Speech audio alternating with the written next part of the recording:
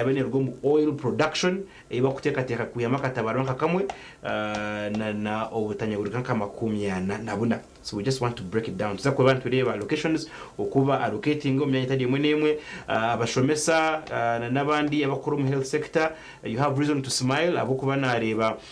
mucyo bari kweta human capital development binoko akubaye wongeramu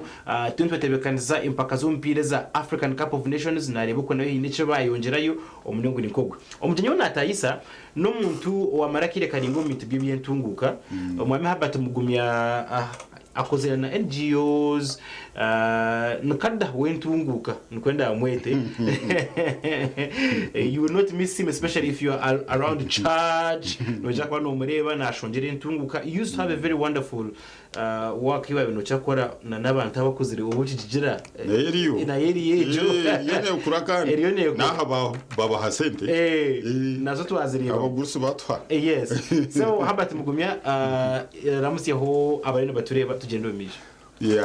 yabare mununga umutebekanisa wa program kandi munywano wanje Bob na shimirwa mununga kushanga mu studio zawe na namaro bwire ntakiziraha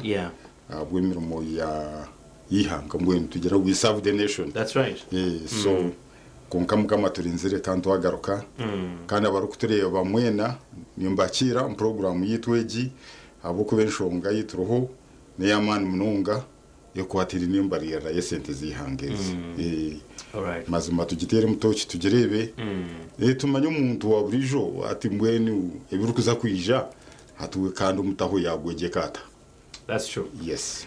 And my first question to you ni generally ubu abantu bareba minister na shoma urukuforo winga echabanza kukwijo mutwe nichi ekamene ko nakonka ate chabanza ekinyo kinarebe cyabanza kumbera kisya mu budget yizoberi icyo kubanza yaba buri umwaka umusya ahabwe kisange ekitugiramo. That's right. Nekintu kikuru munongo ekyo ekisange kiriyo kitwazamu futandika no mwaka ogu hati orungo rubimbo rwo kubanza ngo nanka abantu bamanyire kwinge bitakuri no manya ngo rubimbo rwo kubanza riye hambere ryo kubanza ndyo ruhango haze ndyo rukwera kumanya uko ragumzo mu no yongera icya kabiri cabinet insi bari abarigiremu twagaraka twatunga basya hati ntwenda kumanya ababasya nabo kubija aboko nangumire ni bareba ndukugira nti mbwe nababija busya aho abakuru abatwire mbwe nabari mu kintu konka babija busya hatubo ekintu eki baza kucyakira bata bakakitambuza abo kuba masuku ga president nkuko wari umusya umukisange eki nawe nateka kuba nareba abantu abagizirata abayibimbize kumukorera ikintu eki. Yes. Ecyakashatu kubona minister musya webyempia ogo wasiwi atogwe mbwenu emyaka akozere mbwenu hati nitwe amasukwa amingi tugine aha musiyasi stock insia. And what a way for him to start kutandika na atandika na budget akatandika na budget kantu barayire wiki mana rwo kubanza hati yatandikira budget nubwo rabira twiro minister of finance konkanyoni ndeba ngu ekintu eki kumzo mungaro ari minister musye wa finance hati yayimarira nubasa kushanga twiro ko mukiyungu nwabe nabitekateka mbwenu akamutaberte ya budget ejiyona twaza kugishuje magenti turi kugendo misho n'utoreye kitiro hamisho. That's right. So mbwenu hati buri kintu cyona habwanje cyambera kisya kandi cyambera kintu kirungi abo kugira ngo hati mbwenu twetekateke ibyone baraganisa nibiza kushikira. Okay. Omuriyecho revenue projections esentes government iri kutekateka kuturundana okugezaho kucendeza aha reliance ite twine aha kurya amabanja aha ruza grants na nachi bazongeza kwika trillion 44.18 trillion is URL kutekateka kutwihama ico noreba ngo are we being over ambitious ninga abanya Uganda izintu zibasa kuzishoroza ati nijuka obuna herera mu studio mu kugamba hari budget egi hawiro emyaka nka nkena haza ubwiro obwo revenue ekaba neyesika kushika hari trillion 25 abiri myaka turugira mu covid aho rwagato mu covid nkibani kimanyisa ngu URA kuruga ubwire obw'emyaka ejo nk'etaano enyuma kusiya hati yakoze mu muhango it has almost doubled revenue ekyo kumanyisa ngu yiturugire habiroho enyongeza y'entasi yihanga umwaka gwahwire ningira nabwo turahare na neki ahubwo kuba budget overall yona ekabiri trillion 81 hati ni 84 bayongeraho 3 zonga hati ekyo nikikoreka ngu kurunojya ngo government ebire y'intasi y'amanu munonga bakabire bana bongeraho konko yijuke umurya cyo rukugamba ho cyo cy'intasi yeke umwana washomera bodomas aketegereza okugita okutora okugaba no kubaza ashemera kwetegereza yarebe gipati ntubarira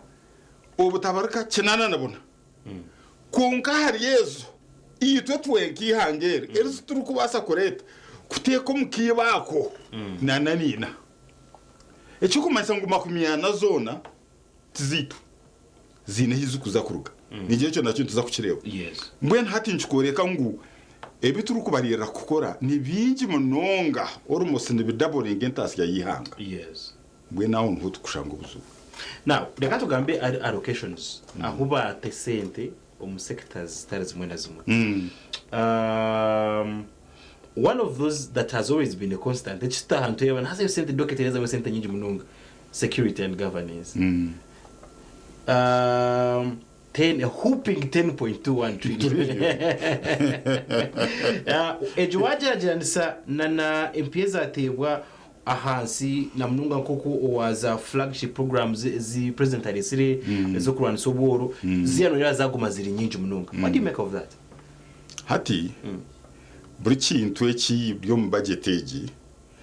kine kiturukwete mu rujungu precedence kine obutandikiro kine oburugo umuryankore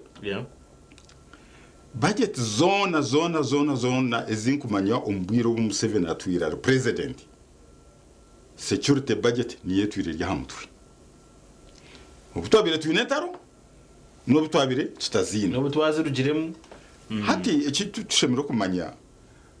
absence of conflict does not mean peace no okugira mutaro miche rutaro tukumanya ngo businge buru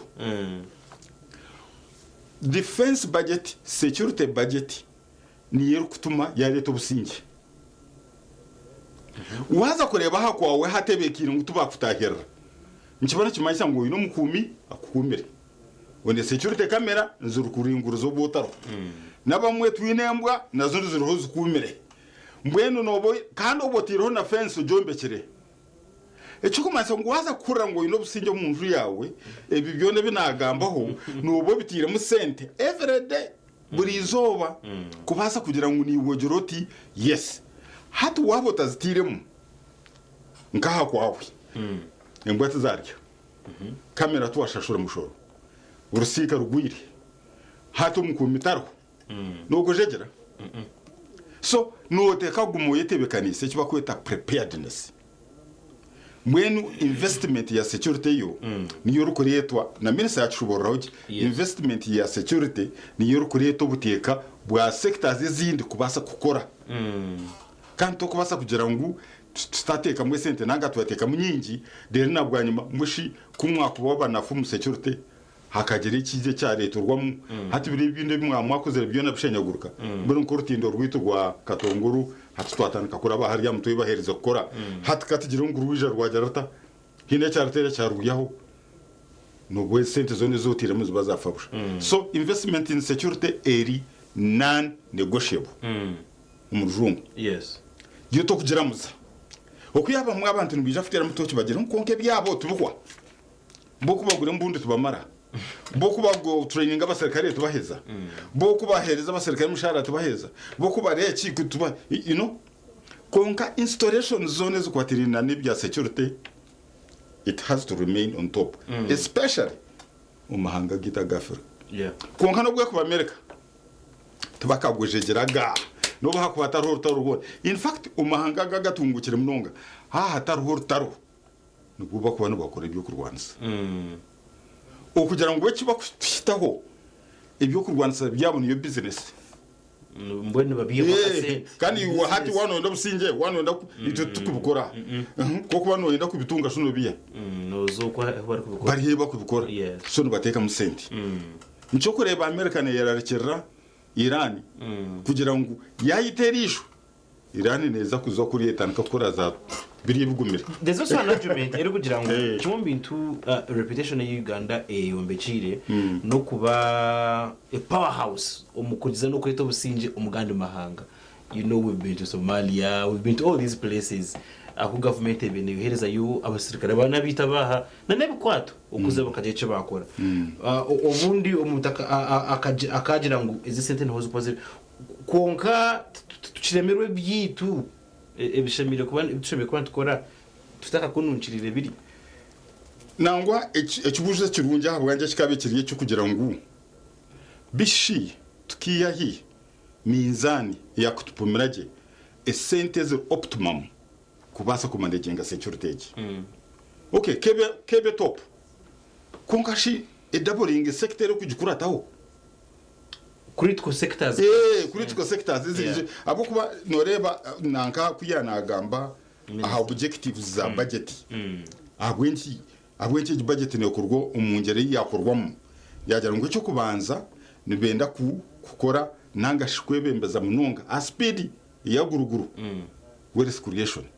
benda ko leto mbugigo mbantu ecya kabiri bajya ngo nibenda kuyoho bworo ecya kashatu bagira ngo nibenda kutekaho emirumo eri kugoba itagiye gemirumo ya ifwa kandi cyakana bagira ngo economy yashemere kukurira cyumwe kurenzya umubiliyoni $500 so hati baza kukorecho ibi byona objectives zizi yabayine kandi ziyana yuroka nkibani kimanyisa ngo ashemere kurebuka ngo sector ziri yezinde zukuza kutume cyabaho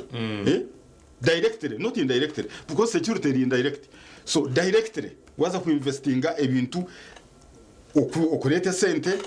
okurete ubwiga okuyaho bworo abantu bakatunga emirimo echo nkibana kimanyisa ngo nko ku sectors ziri zinde zakurataho ziyayeta ATMs yes wakireba ATM aha agro businesses za tourism manya hatezo nizo kwirumwe ibintu birukurete sente birukurete ntasiya aho kubano ihaki zirezo kuzo mushoro they are taxable sectors in na investments can they are non taxable incomes now taxable income no manye kurga hangu ko namane cyanshemezo mbageto muno kugira ngo emermo y'abantu barukora mu private sector eyongire turi aha miliyoni yemwe hinecweka that's a good indicator informal sector hi miliyoni yemwe necweka konka private sector inamba y'abantu abari mu private sector na yiyongire kukire y'abantu abarukora mu government hati yuwe ari mu abantu vision group mu byo ba government hati reba competitors bani yes abine media houses okay urebe tayari West urebe Revival urebe yes urebe abantu teams abantu abo employing generally siba hiba hata babukora mu private sector inamba yabegizireta eyongire echo nchiwanchi yamba chita okutomu chibo cha ofitema humushoro pay as you earn NSSF yes ijone nentasi kufutunga abantu binja bukuza ombitongo rebyo nibya kuba bitare bya government nkibani kimanyisa mu government yabona ki intasi yabona umushoro gukuza kuya abantu abo no reba bitaba burijo bona tino umushoro guba kurugaho okuyubarga bazagura ibintu umukatari yes gukaba kwatarayo buri indirect bitu kitali ekyo konke kizobe cyangwe kiyanagambaho umbagete omu no kukonvatinga nango shokhindura bari abantu abari informo abatakwiho umushoro abatara ha payroll ya company yona bakabasa kubateka omufomu employment bakababona kubakwasizaho bakabiyeho akashoro kandi uyijuke ngu abantu nubo bamwe uba bari mu public service uba bari mu private sector uba bari mu informal sector akasente kabo kayiyongera consumption yabone yiyongera ukurya gene uko yongera ukubyamagene uko yongera ukugure ibintu uko yongera nagure motoka nagure kibanja nayombeke enju nagura simenti nazara umwana mutwara umushomero rungi aza kuraguza muraguza ahantu harungi hat services zikubanize yatago umuntu wo kuzona obe no kimanya ngo umushoro ngugira guta nigwe yongera nugurugaho hatabona kushoshora so government nayenda ngo entase yabura umuntu egereta hate kincho kigenderwa kikuru munonga hate kizubukiringu wakwata sente zukuzo mu engine katigira nga motoka aho yitabo kuvuga motoka no reba no teka oyiro mu engine utagitire mu engine de kugireta hati eze sente za government ze kuragana sa kuteka mu ziriya sectors zindi ninka oyiro wate ku motoka mwene hati ko futeka mu oyiro nsya wayongera mwe sente hati nchimanyisa ngwe motoka neza kugereta kutamburaje eze nahare entunguke hike buri muntu konko muntu wabutosha wambuza hatoka mjuru hati mu budget juwaganyurwa muki atkanta kukireba ati ntegereze PDM nabo mwetari tarijo kujibona abo bajya ngo ni miliyoni nkishatu zamantu no miliyoni nkemonecwe zaba ryo PDM so tubakakanyire konkani tubani twenda ngo bari abo nyekora yangi abo kwekoze sa wakari yahansaho bose byuma abo babene bo bateka mwamani nobwo kushagize kuri musecurity y'wanogamba hatarwe ikintu ekinshemizi kancu bwambere amahegito nomanga productive now numungu ngakora sente ne batunga za contracts batunga contracts bari mu construction bari mu roads bari mu bintu bingi munonga icyo kumanyisa gutagashtamire gakakora bushonga tegereze kuri tabasyari mbwena hati nabo bakimanyire ngo ahatarotaro binamani bino bwenge bine mukono yabo babaza kubatwara baragaha bakore contract ibana baza kwereza mu China konkecho ondije umuntu nasa ajunga kugira ngo tubaruga maramwa do we still have a force that is ready yabanyagana bakwasa kugira mu confidence kugira ngo nebasa ko defendinga ashika n'umuramwe bagurwa hota no nabone bari they are contributing in fact umahanga gona gatungukire the armed forces nibo bakora ibintu by'infrastructure no bakora bebembire icyayi of manyeres bwona ubukwate na technology yahiguriyona buryo mu security forces I would be surprised right now kushanga mu security force obana police obana prisons document prisons are productive namwe n'aba police bitu nete nkumanye bakora but at least prisons nibatukora the production units police I'm not very sure kama no ranek industries kandi ziriyo nzukure ibintu byamane nebakozesa mu security mbagiye kora ya ahampanga nareba ho bagira ngo manyango hate ngo na police bine production unit ya za uniform kunkukiza kushuma mu mahoro gakoreba mukatikana bazimporting so mba confused out but kitakubire kitiyo nkibane cyenda ngo nanaba abaro consuming budget yihanga umbuhangu nabo bagire cyintasi kibagira bata kibagora waza kubotira bakataho tubanze tumoroka ce kuturagaruce haruho performing sectors ezitwareba icyo kubanza ni service sector na industries by'amakorero tourism ibyo burambuzi twareba ngo gace byaterera actually na kurengaho tugarukira amaguru tukaza twateganisa mu covid ko kati ya sector garukire yatebekana echatebwayo no jamwe kibasagara kacha unlocking endless potential ningashi ubundi bubaso butwakoreba cyakwasa kugica echargayo cikahwera ihangari tomje wanje ni Habert Mugumya kandi yonde Bob's Guard abaho cyo tugamba ahabikwatirira na budget yashomwa tugeze kugishwijuma okugira ngo tugikwenda henderemo iwe nko umuntu wabutosha omanye opportunities zirinkahi kandi okayitegota abana berigenera kwa kusheta oyitegota okugira ngo tunge opportunities nkezi obase kugiye cyo watase. Let's take a short break ntugaruka umbwire bugufi.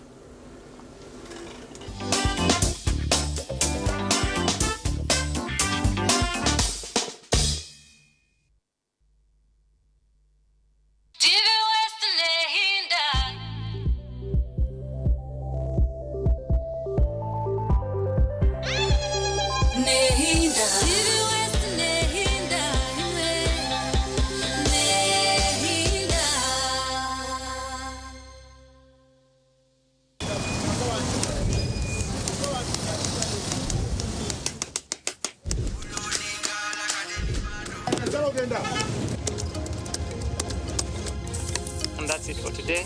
Till the next episode.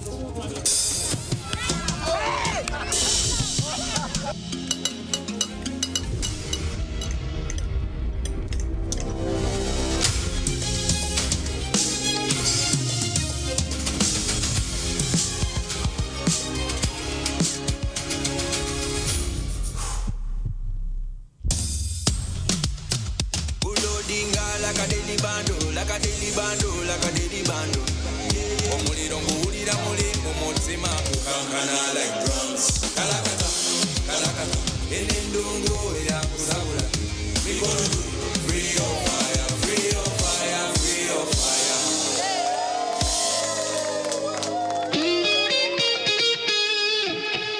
TV West nehinda.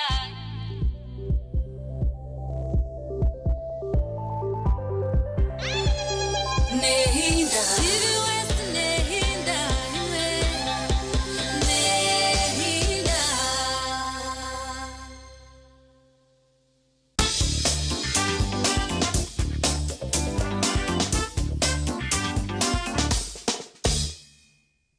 Yabere mnonga kutwegitaho hano ya TV West and Bob's Guard abaho wakora kunje mnonga kwasa kwano twegitaho turi yakashoze boma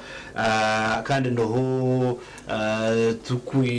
turukuba turi tukataho base kugira ngo tubase kuba twereza otumwicane cyo nico rukureba kukati cyane cyo kakoreka otungena na information nuje mnonga itukuteka te hamwe basa kugira kuyahwira ihanga ryitu ntugize kushwijuma embarira yihanga iyi minister musasizi new minister umusyasya yabasa kuba natushomera umuringo guri nkogwe so twari batwaza kuzumuka humuro umujinwa Habert na mubuzabe kwaterine na some of those sectors tureba zijenze ukora kunje munonga minister atwereka ku tourism hategarice ekatebekana enyuma in fact twashanga figure eruhati nature hayitwabire twinafitakagira mu covid-19 okay so kiri kwereka ngo tukateganisa covid-19 but now no shut tune to recovering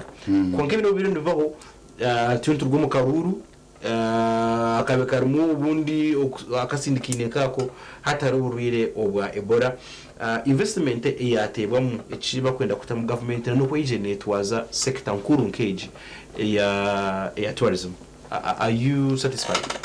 Tourism eji bagihereza billion 3.7 ati ministry ya tourism etwire etari mpango munonga kugabirwa esente zo kurwa budget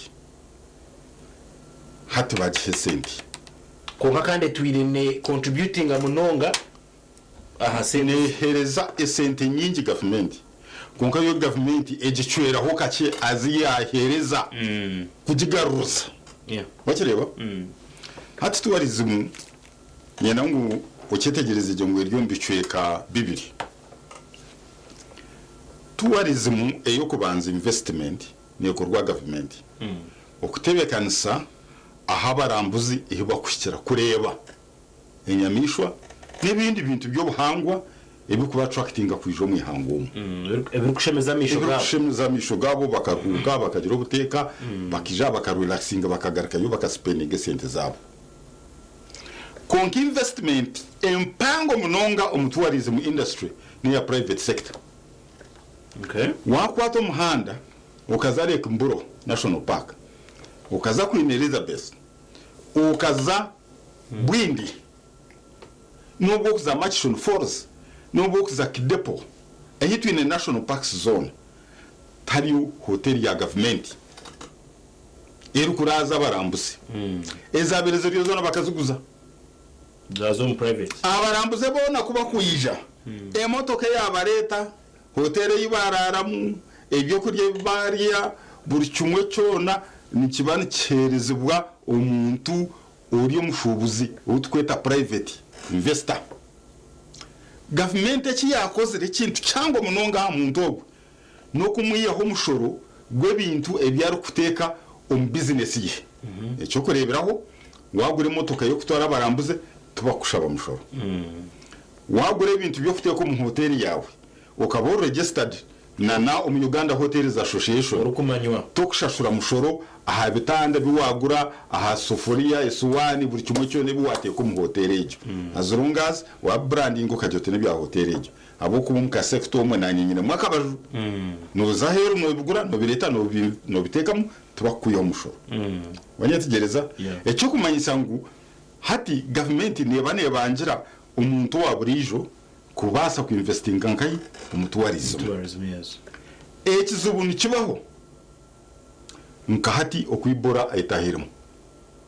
mwenu ariho rutaro bakugira ngo nabarho uncoordinated forces uncoordinated fires hati endwara nobwo kwije kabarukaho twasye abantu mwenda bonka mu Uganda abo bazira ngo abana bo batungire bora afiro babiri abarangirire nchakari nduza kusheshe no urabari nki 15 n'abamutse twubamanye konka abarambuza butferi yirwo kuyija mu Uganda aha gukurira kigambi bora tickets zibasharizemo ijo ngabayine trip yo kuruga heru nashika airport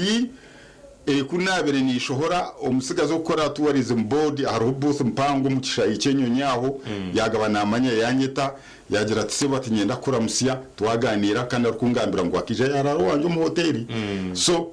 namubuza ntikiri kita yagira ati turya bagwerwa kagwe at tubire oko kweze oko kwa katano kwabo bakane be expectinga abantu barukurenga umurumagana 3 tourists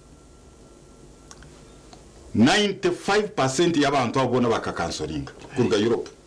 hawaye bora hati nchumanyisa ngo impact y'ikintu cyango icyo kureberaho inyongeza nza kuba leta bafiro cancellations hotel zanza kubaraza cancellation tourist companies zanza kubashomba kunene cancellations ebyo kurya abantu baza kurya hakatira nkarisha nyo hariya na nahandi bakukira kushika bakapakinga bakarya zero igongo zero hotel zero Las Vegas zero eze sente zona bona chui hati nito bagaraka batwe no hato kurwo mu Uganda kushora heru no rutaro wuri mu Uganda passport yite kushora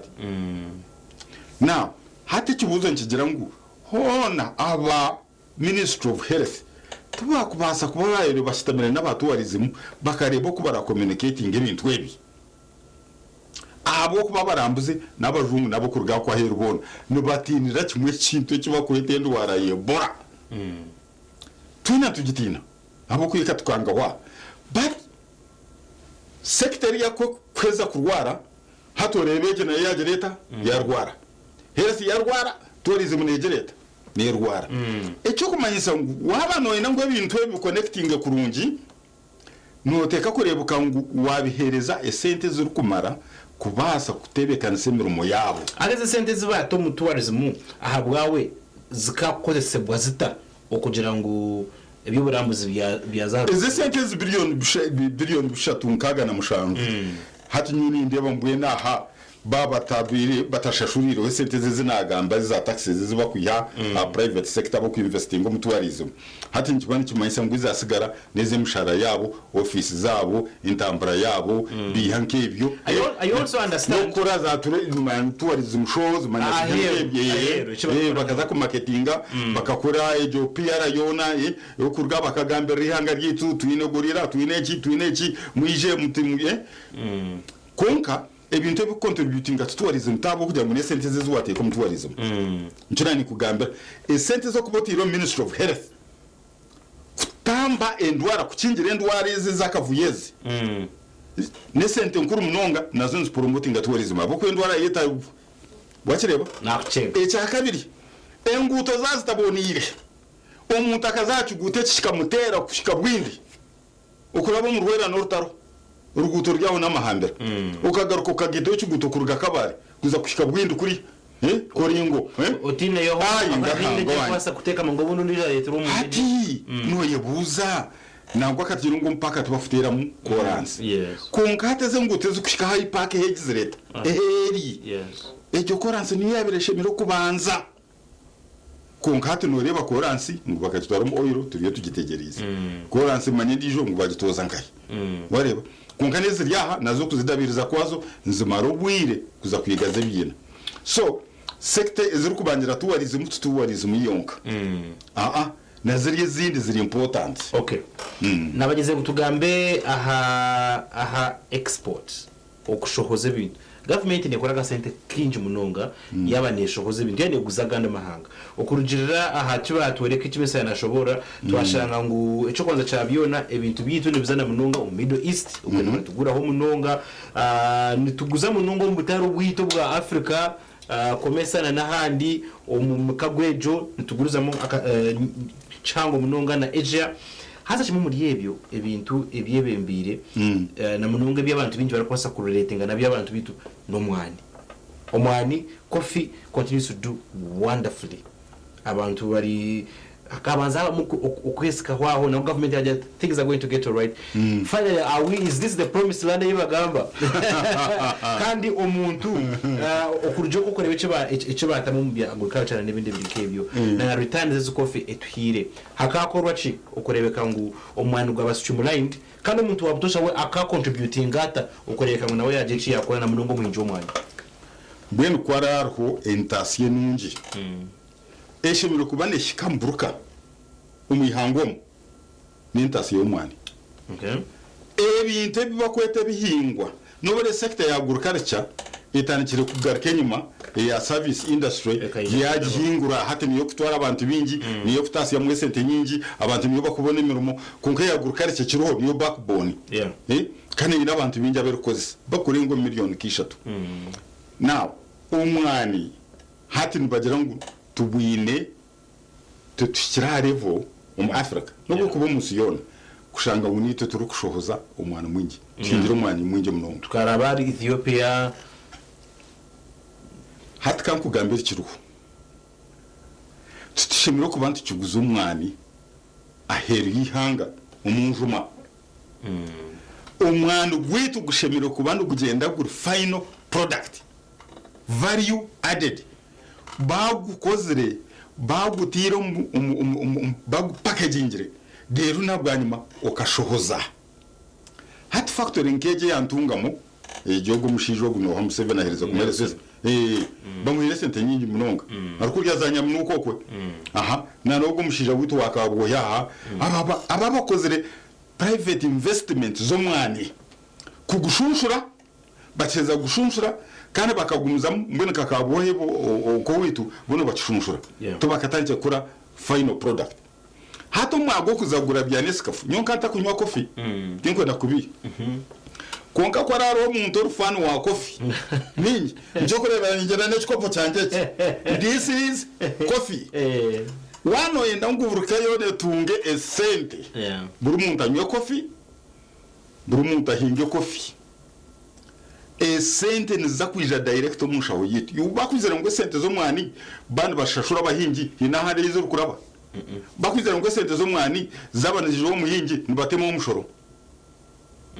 wakirebera n'akasente ke kari kirindi kirine kari direct Yeah. hati noyebuuza omwana ori kuzarwakyara oyineyo itaka nankakataka atakwasa kuba yineyo ebiti nkigana by'omwani hati we nahisigaki entoke tizakina ebitoke ngu birya ngu nibireta sente titwakinga bitakuri buhoro omumanya oburo omumanya biha bikubasa kureta sente Yeah. you can imagine the whole of Ankole abantu bona bo kuhinga oburo bwona babureta babuhereza ogumusha wakabo wanuma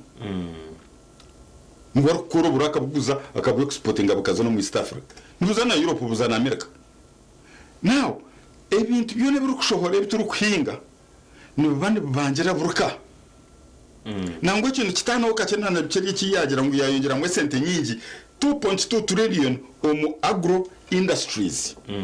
because agro industries is hati nizo turi kwenda ngo tubeni yo twaba niyo step yitwaza ebyamakorere ngene by'ingami kora ahead of the raw materials yes hati twaza hari processed products mbwene packing reke bintu kachiguza iyo no jamu tukushemeza wazo mu supermarket ibintu byone byo rukwenda ukashanga packing reke biryo madara byone biro made in Uganda kandi umutindo gwa beta otari kugwegendeza ukamenya ngo gugu n'umurundi mbwene hati nozo mu supermarket ushanga 80% byone n'ibintu birigere China hati imagine ibyo birigere China kunu byo turukora mazima nanebye enkitwe empunito tukukize empwa hati tinkumanya nabo kushubura empu umushawitu wishaka hariya no yabere nakore na shubura empu akayareta factory mbarra yo kushunshura empu bakiya mwe nko banabia ebintu atwire tukumanya so agro processing animal industry processing products zone zo kurgo mate no munyama buri kimwe cyona hate ibintu byo bintu biri kurete sente direct kuzombanda kongati kino mwobuzubu bwo kugira ngo aruba middle people abo arwa gatabo no maya hato no kama mategawe titwakine dare cooperation ngwerya nango kuna nojero mbintu binani ndeba kunahura ngo hati egi dare yabiri yaburu murisa hati ngwe bariyo mbakiteka musente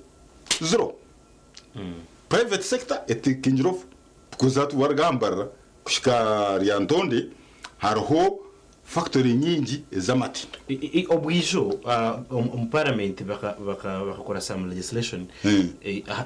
hamwani hangariyo na toes on fire ukuyeho yangacherewa UCDA wala no jiragira is this what the government was actually trying to tell us is the government now doing this very well kale akakoryo keceragiro tukakareba kakakara mu kandi kantu kakakara ekituru kweta protectionism kugira ngo ogireho abantu ababashubuzi abo wa protectinga babase kubana ubu bagumana baguze bintu ebyo cyo kurebera na UCDA hati bagizire bata bagisangwire nyoti cyakubira kineshonga aho ko hariho so many big companies zo mahanga gaheru ezo kureba ngo nizo kwebembera mu kushubura bintu yes konka iyito muhinje wakunuya yana abasa kutunga value for money aha bintu bya kwinga tikineshonga hato umwana kugwagira kiro eje yacu boko guguba kugera bate yoko witaha cyaro nanye ndiyo nitanaka kwinga umwani nishangira abantu rubangira ngo ekikopo cya plastic otaka cyane kire ukugira otoka kita ni cyaro 10 ekikopo nazi kwatara wa kongano makusta azitwara za kuzinywa ebye bihangere byo mpucubu bwa rukomiro mbwenu yes kurunogera ngo ecyo nubakireka akaguza umwana gwe guwomere gubonire gukikakiro eremire bakamuhereza umutwaro gumwe ne12 ayine guti yazi 10 ezashoromere nore ngo no mugiga natwara umwana ntare mbara iskuru mashomero marungi yarwara nabayini insurance yakoreki yenda futambara icyo kumutambuza kiruhu yenda kapicina akegura umusizonet ngwini so agro processing very important konkaba middle people abava kwereza sente subsidize the money nkazezo bahereza tugume yes eze sente ogwo mushije yabatazihiremu akateka mu cweke zina kazitwara mbitsita kumanya naba yatkorere kintu cyamana munonga ahubwo kuba abantu baza kumuhereza umwani bagende batunge esente ze yihi kunkambweno noreba abanyakajara imumanya mukuzire nyumwabazo umubwire obwo bote 80 to 85 ovu the rate honorable Kanyomozi yabera minister of cooperatives abanyakajara bakahinga umwani niyo wabirushange byuma stores ubu tukine n'abanyankore kweterana iyo batira hanze konka twokoreba ubwo mwana yagaruka yo government yamuteka mu sente baza kore ki bahiro bashimira kuba bakoze rekare hati nkibana kimanyise ngo batanga kuteka muhando gukira so ezi barateka mu zone think for you yes esha zitu za hwayo ukana abanyenzire ngo ndagenda takubuza kagambuka ka human capital development ekugeza ko enhancinga umushara y'abashomesa yes nanango no kwetebekaniza Afcon 2027 13.5 trillion in human capital development. So now what do you make of that? That's going to be my final query to handle. Hati erigenda nangwa ni tumire na budget yitu yaba inflated budget eje yiturutu ubutabarika cenana nabona ubu nahabwa buri sector ya government burubantu kugumana bashaba ngo babongeze sente amaheno bagongera police nabajongera abashawuni bena babongeze abashomesa nabongeza buri sector yone mbena parliamentarians babongize kansaraza mbena kubongera mbweno hati na yero si wanu ngunaenda pichi manyererere a lot of money in administrative hati no yebuza mbweno kumuraza kuongezubwa emishara esente zibariza kubashashura emishara ezo nizakubanzerega abuko production economy esente zaza yitu ziri kumara umusene harugayo kace ezi bakuza kubatematemeramu nizakurugayo akakoryo nkaka ekintu cy'abantu batakureba nico wawamburuze ntuzafutana ko rukugira uti external debt burden esente ziturukweguza kushashurege mishoro rather kushashurege mishara tuzukurwa mu productive economy nitweguza government ne yeguza hati mbwe n'abahero kubatira nkufuru hati domestic borrowing yayongera hati twe abantu bimwe abari mu za sako nimbareba ni nanye ryo musako nyine sako yanja eyo kubika mwaka sente kanje hati hizre abo bakweta ba unit trust na nabandi abo kushubure sente hati no ufutare sente za uzubahereza bakutera mu mamogo buri kwezi zugumana zeyongera no me sente za yusukuza nibazuguza government zeyongera ziriye zibayibeta treasury bills manyabo ngebi hati nkibane kimanyisa ngo abantu baba smart on cooperative zabo baka saving sente zabo no bako batagira kurondo ubaraze nkaroni uzukwate zone uzutware uzuguze government yes government is ku borrowing efutere muki amagogo because yo terenyaga hati nubambwa atanaka gukora akonukuka kuri